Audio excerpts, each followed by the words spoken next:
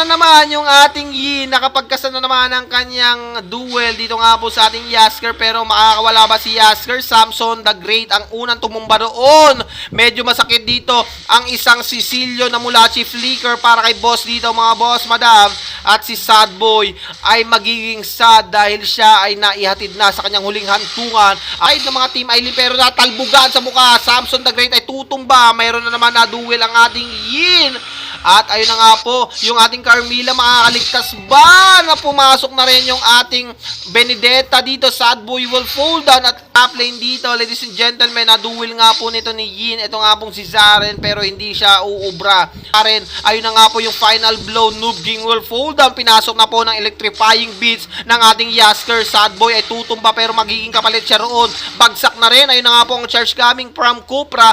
At si kainin kita na charge dito na duel. Ito nga pong si